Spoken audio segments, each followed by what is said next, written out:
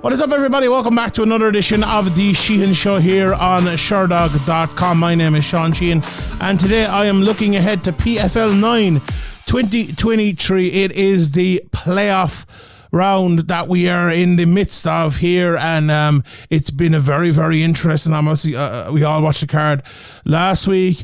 4 massive finishes in that, as well as some impressive displays on the undercard. Nathan Kelly from Ireland standing out there.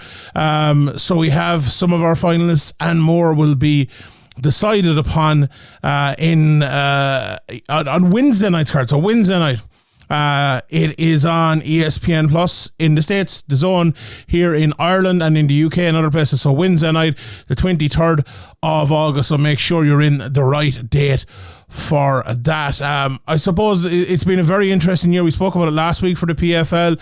This is obviously the last of the playoff round, and then we go into November, where the finale will be happening. But in the midst of that, we also have the next round of the European Series, which goes down at the end of September. And then in December, we have the finale of the European Series, which, if you haven't been watching the European Series or watching my previews and stuff, honestly, I think you really should. It's been really good. And that last card was exceptional. The level of talent, the upcoming card, the level of talent that's on it is absolutely insane. Just a few of the names. I know we're doing the upcoming card this Wednesday, but Cedric Doumbé, the Lazy King, is on it. Anthony Salamone, who's a very good fighter. Simeon Powell, who's top prospect at light heavyweight. Dakota Decheva, who's probably the best up-and-coming female prospect in the world. Franz Malambo, being one of the best fighters in Ireland for a long time. Dylan Duke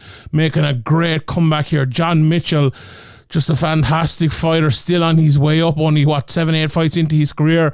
Ali Taleb looked absolutely brilliant in his last fight. Valentina Scatizzi, everyone in SBG is talking about her being the next big thing. Chanel Dyer as well. Francesco Nuzzi. There's so much. Luigi Vanderimi as well, who's had a few fights. Did he fight? Oh my God, Matt, did he fight Paddy Pimblett? He did fight Paddy Pimblett, yeah. So there's some absolutely great talent on that card, and we will talk about that obviously in a couple of weeks here. But there is some top talent on this card also, and we will get into it now. Here, so what I'm going to do this week, I'm going to do a little bit different. So some people in the comment section, I love listen to your feedback, so let me know in the comment section below. They were saying, Shawn, give us your picks, whether it's at the end or the start. So this week, I'm going to give you my picks. I'm going to tell you the betting lines from the very start, and then I'll get into the full breakdowns. If people maybe don't like that, let me know in the comment section, and I'll move it to the end. But I've done it at the end before, so I just said I will try it out this way this time. Okay, so this is straight up odds and picks, and then we'll get into the breakdown. So Clay Collard, Shane Burgos, minus 110 for Collard, minus 120 for Burgos. I'm going to go for Burgos in that one. Miranda, Aubin-Mercier, plus 275, minus 400 for Aubin-Mercier. I'm going to go for Aubin-Mercier as well. Sadibou C is, that line has changed and has come in. It was very even when I looked at this for the first time yesterday, but he's minus 150 now, and I'm going to go for him over the plus 110. Miranda, I'm obviously going to go for Magomedkerimov, although that's an interesting fight, which you'll hear about in a while, against Solomon Renfro. He's minus 649. Renfro is plus 400. Biaggio Ali Walsh is a massive one, minus 1,000 favour, plus 500. Ed Davis, I'm going for him. As is Alexei Pergande, who's a very good fighter. We shall talk about him over Shawn Stefanelli. Close fight between Mostafa, Rashed, Neda, and Korey Kuppe. I'm going to go for the underdog there. Neda plus 110 with his grappling over the minus 500 Kuppe. Then we have Montes versus Montague, a pick'em fight there, both minus 110. I'm going to go for Montague based on size on that one. Very interesting fight in Abdullah Al-Qahtani. I think this is one that I will pick Al-Qahtani, but if this was on the betting show, I would be picking Zelner. He's plus 275, minus 400 for Al-Qahtani, but I think it's a closer fight than that. And then Caldone versus Grimard, minus 188 for Caldone, and Grimard is plus 140. I'm going to go for the favourite on that Caldone as well. So mostly favourites I'm picking there, but I think, you know, I picked based on who I think will win, and if we were talking about in the betting show, it might be a little bit different, and maybe so tune in for that. All right, let's get to it and let's talk a little bit about this card. And let's start at the main event, Shane Burgos versus Clay Collard. And look, if you just think, before we get into all the breakdown and all of that, Shane Burgos versus Clay Collard, the first word that comes to my mind, let's everyone who's listening to this, what's the first word that comes to your mind? Banger is the first word that comes to my mind. This should be very, very, very fun. Like, both guys pretty much in their prime. 32 for Shane Burgos, 30 for Clay Collard. You know, obviously we had all the talk about Burgos qualifying, not qualifying. He's in. Look, he's fighting Clay Collard. A lot of controversy over that. Personally, I would have gone with the other way and you know, not had him in here. But look, they made the decision. The decision is made, and this is the fight that we have in front of us. I think this is a very interesting fight for many different ways. I think it is the sort of fight that both guys will thrive on, but especially Shane Burgos. Like, they signed Shane Burgos to be kind of the next star, to be one of the next guys in the division. And when he went in there against Aubin-Mercier, that's always going to be tough. You know, it's going to be tough to look good against Aubin-Mercier and win. And he did neither of those things. Went in and got a winning unanimous decision against Yamamoto in his fight after that. But it's been a tough time for Shane Burgos, I suppose, in the PFL so far. I think for Collard as well, it's been a back and forth time, I suppose, in the PFL. He's had some great wins. You know, he's beaten Stevie Ray, obviously, this year, and Yamamoto as well. Last year, he ended up losing out to Alex Martinez in a very close split decision after beating Jeremy Stevens the year before that. You know, what a run he went on, beating Anthony Pettis, beating Joelton Leatherback, and then ended up losing to Haush Mafeu. But like, before that, he had that stint in boxing where he did really well. And I think he's been very exciting, very good, and brilliant signing for the PFL. Now, this is an interesting matchup, right? Because you are... Let's look at it first of all from Shane Burgos' point of view. Now, first... But before even that, banger. I feel like everyone has it in their mind that this is going to be an absolute banger. And I hope it is, right? I really, really do hope it is. We've seen both of these guys in the past. Look, Collard really only knows one way to fight, really, and that's go forward. No, I'm not saying if there's a takedown there, he won't take it, because he absolutely will. There's no shred of doubt about that. But, you know, we've seen both of these guys in these absolute bangers before. But for Burgos, like, this is a very much a must win. I think, like, the big signing, like, the UFC wanted to keep him and all of that. He was a kind of a name signing for the PFL, and, you know, to go in there and lose Aubin-Mercier, who I suppose himself was a name signing as well, but in a less of a maybe exciting way. And, you know, when we talk about meritocracy, that's the way it lands, I suppose. But this is a big fight for him to go in there and win. And he spoke, I was listening to him on the PFL show from last weekend. I think he spoke to, he's speaking to Shawn O'Connell, yeah. And he said, look, this is all about the win. And that's why I'm kind of starting here before I get into both of their games, I suppose. Will this be a little bit of a different game for Shane Burgos? And if it is, what will that look like? And I'm not necessarily too sure what that will look like. Like, Burgos, if you look at his record, 16 wins, 5-5-6. It's evenly enough out there. 5 KOs, 5 submissions, 5 decisions. So he's not like he's just a KO artist. He's not like he's not going to the ground or not getting submissions or anything like that. He very well can fight on the ground and has good takedowns and everything like that as well. But as I mentioned there a second ago, so does Clay Collard. Like, okay, he only has 3 submissions in 23 fights, but still, even some of his PFL fights, especially, was it the Jeremy Stevens fight last year where he got a good few takedowns?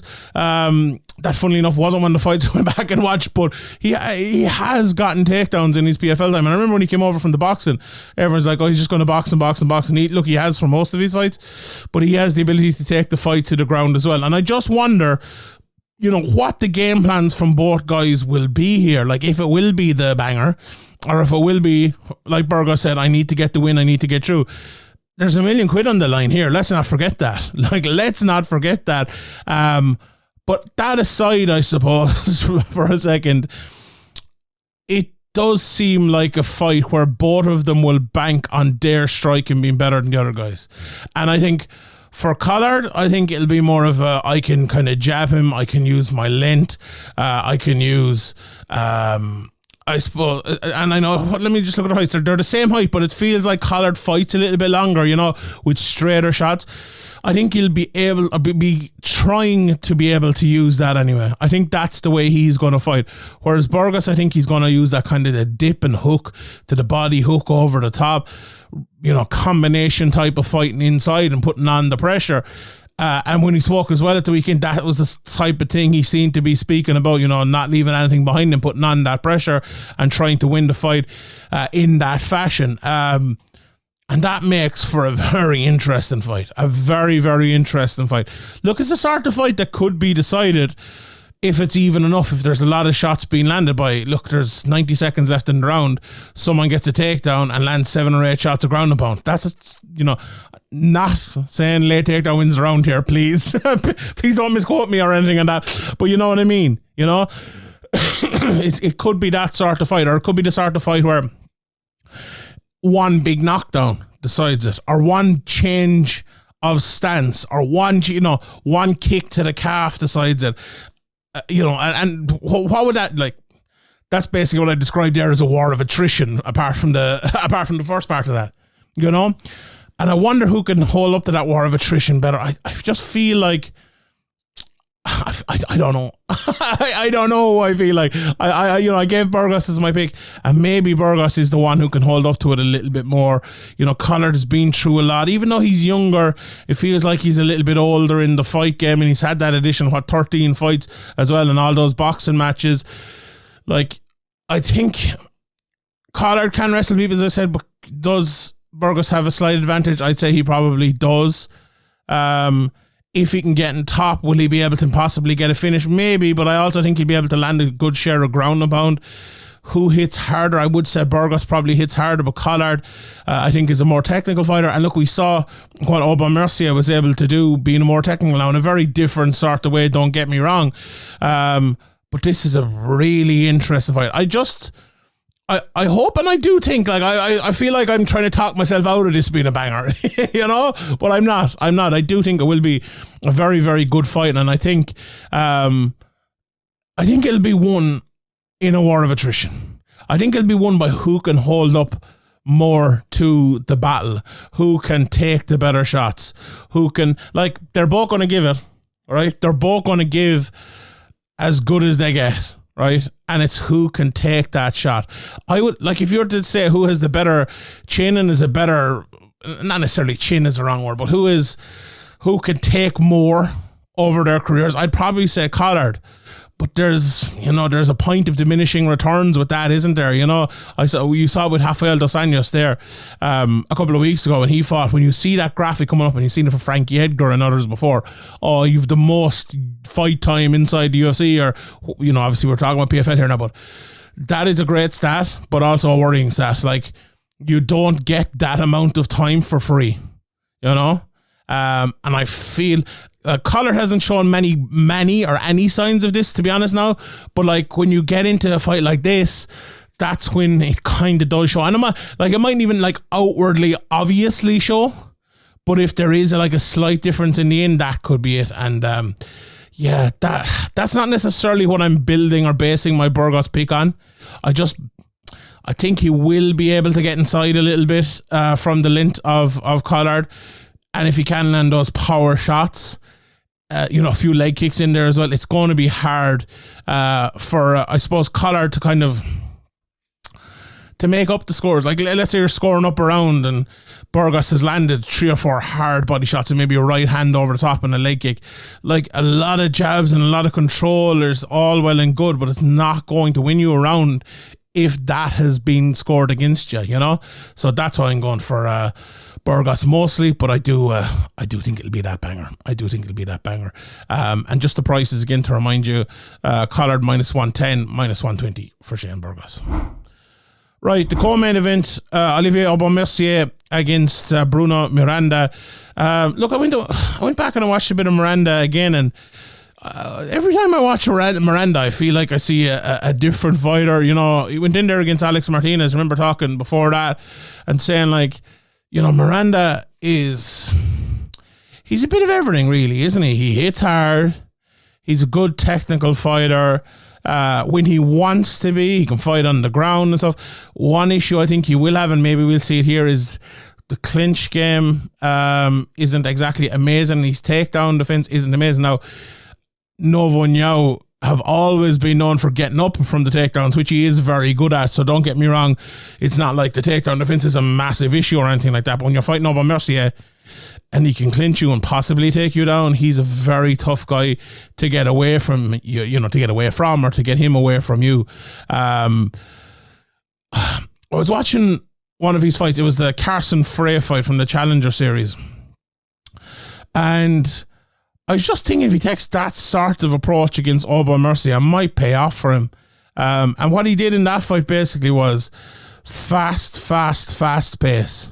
Like a real fast pace. Because the problem is with Aubin-Mercier, right? When you fight him, look, Aubin-Mercier, and look, to be fair now, he's changed this in a couple of these last fights. He's got, 2 finishes in his last 3 fights, beating Stevie and Romero after, I suppose, outpointing Burgos in a pretty dominant fashion. But he is about control. He's more of a control fighter. He likes to use his jab. As I said, he likes to use the clinch. He'll get a takedown if he can.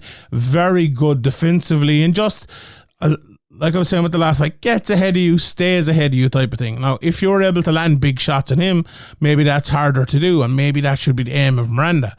So the point I was making there about, the high pace, maybe the volume for Miranda, like Aubin-Mercier wins on volume, but like controlled volume. And like that's, I suppose, a hard thing to explain. Like he'll let's say a volume fighter, right? Let's say someone that comes out and, like Brad Katona at the last day, right? In that fight, let's say he landed 50 shots in a round, right? That's a volume fighter, and his opponent maybe landed, 20 or whatever. I think Aubin-Mercier is the type of one, so he wins by 30 punches. Aubin-Mercier is the type of one where he let his opponent land 5 and he'll land maybe 25, right? So he's half the amount of shots that someone like Katona landed, but he's still like 20 ahead. So he's winning with that volume. He's not landing anything massive. Now he can, as I said, with those 2 fights, and he seems to be improving that part of his game as well, so don't let that fool you. But that is, with the judging criteria the way we know it today, that's a risky proposition, especially against the top guys in the world. Now, is Bruno Miranda one of the top guys in the world? I probably would say he isn't, but he was able to beat Alex Martinez, who, in my opinion, is a very good controlled fighter as well, who's a very, very technical fighter as well. And that's a very good preparation fight, in my opinion, for Aubin-Mercier. Now, very different fighters in terms of their stances and all of that, but in terms of the control and dealing with that and game planning for that, I think it is a good one. So this is, to me, is an interesting fight. Look, having said all of that, though, I do think the control is going to be controlled by the controller. It's what he's brilliant at. Miranda is going to try to come inside with those hooks, and he's going to meet a jab. He's going to meet a leg kick. He's going to meet a clinch. And I could see a lot. I really do. I could see a lot of clinch in this, because Miranda loves to get inside. Like the height difference as well. 5'9" for Aubin-Mercier and 5'8" for Miranda. Look, there's only 1 inch, but when you watch both of them, it feels like more, and the way they fight, it will be more as well, I think. I just hope against hope, right, that Miranda can kind of turn this into a good fight. And what I mean by that is, if he can have some success on the inside, it'll force Aubin-Mercier to do something different. Because if he doesn't force Aubin-Mercier to do something different, he'll just do the same thing for 15 minutes. And I think that's the way it'll go. And I think that's how he will win the fight. Right, those are the 2 lightweight fights. So I foresee a Burgos Aubin-Mercier rematch in the final, so we'll see about that. Then the 2 welterweight fights, Carlos Leal Miranda against Sadibou, which is a rematch of the fight they had in Wales. Was it last year? I actually watched that fight. It was last year. It was 2022. Yeah, watched that fight just before we started. And then Magomedkerimov versus Solomon Renfro. Let's talk about that one first. Watched a bit of Solomon Renfro. There, he's 26 years of age, 11-3, 4 knockouts, 6 decisions, 1 submission. He had that unbelievable left hook walk away kind of KO punch over Jalal El-Shalawi on short notice in June. he'd fought some good guys outside of the PFL before that. He fought Adam Fugado, obviously, who's fought to a pretty high standard. He fought him in LFA. He fought Mike Malott and CFFC. He lost to both of those guys, but he has been fighting them right. And his the way he fights is a very, very I'll use the word volume again, but he throws it all. Comes inside, big takedowns, very good wrestler, big shots inside. As I said, he's the type of guy who maybe looks more powerful than he is, but at the same time, if he catches you with one of them, he throws them so wildly, he could very well knock you out. Now, a lot of it, I think he does do it to get inside and to land the takedowns inside, but nevertheless, that makes him a dangerous fighter. The problem is he's fighting Magomedkerimov. And I went back and I watched his fight with Ray Cooper, the one he won from a while back, and a bit of the one actually he lost as well. But the loss came with a big punch right at the end of it. And look, if you're Solomon Renfro, you look at two things in those fights, right? You see how a guy who comes in and lands big shots in the inside can knock him out, but also how he can get taken down and beaten inside in terms of the clinch, and beaten inside in terms of the shots being landed inside and then the takedown. And you have to avoid that at all costs. Like, if he could get a takedown, but I feel like I say this almost every time with Magomedkerimov. I think I said it in the T-Bow fight, the Zavada fight. Like, you're going to have to put him on the back foot in such a way, but he's just such a good jabber when you push him forward. He's such good takedowns. He's such good 1-2s. Like, the only one that's been able to touch him in the last, 8 years has been Ray Cooper, who landed that one big punch. I don't think Solomon Renfro is going to be able to do that, unfortunately. And I do think this is going to be a Magomedkerimov fight here. I do think he'll be able to get a takedown. Having said that, though, right? Having said that, Renfro's wrestling is so good. I wouldn't be surprised if he did get one takedown. But holding it and keeping him there for 3 rounds is going to be very, very tough. I think that cardio battle as well is going to be won by Magomedkerimov if it does turn into that. Renfro has lost the fight by submission as well, so I that's what I could see. Mike Malott submitted him. I could see another rear naked choke here for Magomedkerimov. And then Carlos Leal Miranda against Sadibou. And look, this is obviously a fight we've seen before. Just to talk about the prices again on that one. First of all, the Miranda Aubin-Mercier fight. Aubin-Mercier minus 400 plus 275 for Miranda, and Magomedkerimov, as I said, massive favorite, minus 649 plus 400 for Renfro. The C fight, as I said, minus 150 plus 110 in favor of C there, but that has moved in, as I said, in the last day or so. It was a very interesting fight to go back and watch. Look, not the best fight in the world or anything like that, but Leal definitely had more of an upper hand on Sadibou C than anyone else has had in a good long time. Apart from Magomedkerimov when he beat him back in 2021, he's won 6 fights, since. And in those 6, it was definitely that one that was the closest, in my opinion. The Rory McDonald one was very close as well, make no mistake about that. But the pace in which Leal was able to fight in the first round caused him problems, right? But C did really well at just kind of picking him off, not really getting hit with too much. You just feel like in that... I spoke about how 2 lads having volume as positives a minute ago.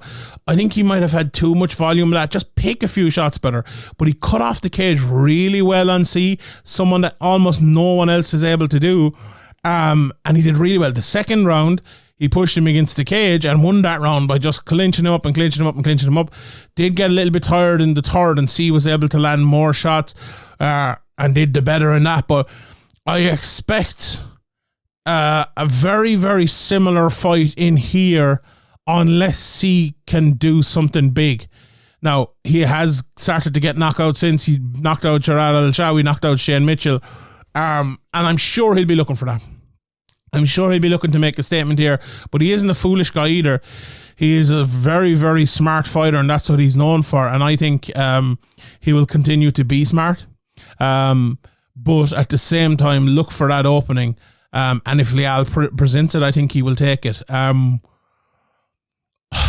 definitely going for C here, but if the fight goes the similar way to the last fight, it could go for Leal because it was such a close fight.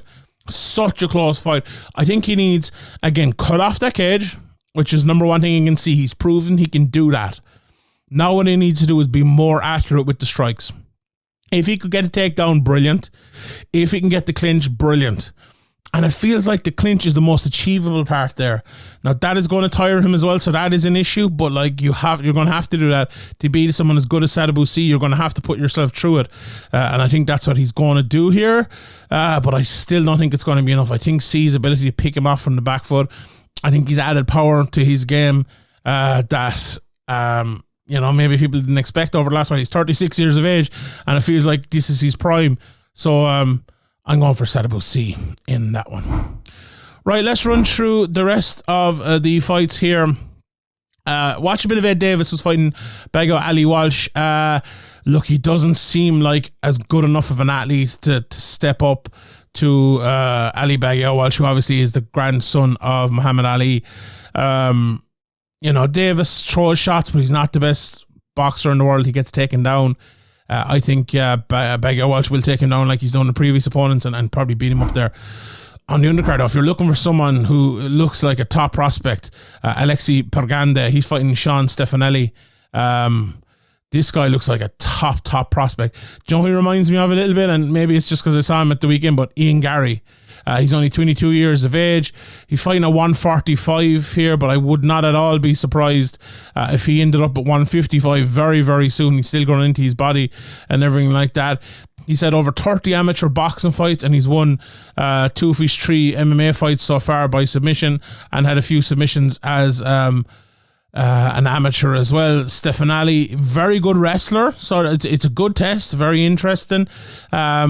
I went watch some of his fights. Very hard to see much striking of him because lots of these fights are wrestling. all either submissions or decisions on his record, aside from one corner stoppage. So, Pergande will have to stop that wrestling, and it'll be a big test for him there.